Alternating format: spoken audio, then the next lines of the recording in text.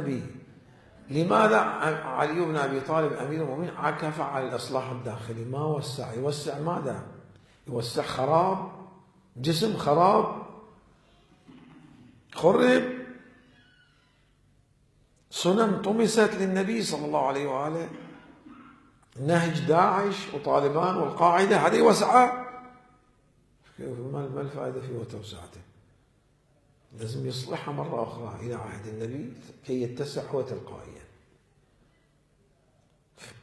مع أن ما يسمى بالفتوحات، ذكرت أنا في كتاب عادات الصحابة، ما يسمى في الفتوحات أصل الإدارة ليس هم كفوا لها أبدا، كل بمصادرهم موجودة وكتبتها، وبحمد الله بعض الأخوة المحققين بعد ذلك هم تابع الآن 3-4 مجلدات كتب، كلها التخطيط والإدارة العسكرية والسياسية هي من أمير المؤمنين علي بن أبي طالب، هم مو بقدها أصلا ومن مصادرهم. طبعا الجانب المشرق في الفتوحات مو الجانب المظلم، ولا الجانب المظلم الصدودات اللي هي يهلكها. القرآن تنبأ طبعا في هذا الشيء في سورة البقرة: ومن الناس وإذا تولى ومن الناس من يعجبك قوله في الحياة الدنيا ويشهد الله على ما في قلبه وهو ألد الخصام وإذا تولى يعني تولى الأمور. يتنبأ عن من القرآن؟ سعى في مقابل الشخص الذي يقول عنه القرآن الكريم: ومن الناس من يشري نفسه ابتغاء مرضات الله ليلة المبيت.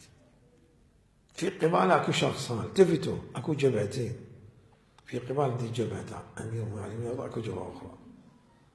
لما يقابل القرآن؟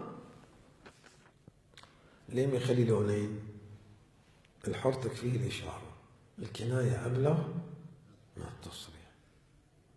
إلا يجيب هو أول شيء يجيب من الناس من يشري نفسه كذا كذا، يمدحها، هذا خط هدى، خط حضارة إلهية، هذا خط دمار البشر. إلى الآن البشر تعاني، داعش، طالبان، القاعدة، كلها على نهج الفكر، نفس الفكر. الدولة العثمانية ماذا قامت به في أوروبا؟ الصرب قتلوا البوسنة والهرسك، تتخيلون لأنها حرب أو آثار ماذا؟ تراكمات ماذا؟ تراكمات ما فعلته الدولة العثمانية. عندهم بعدين فتح البلدان بنفس الطريقة هذه، مو هي فتح البلدان.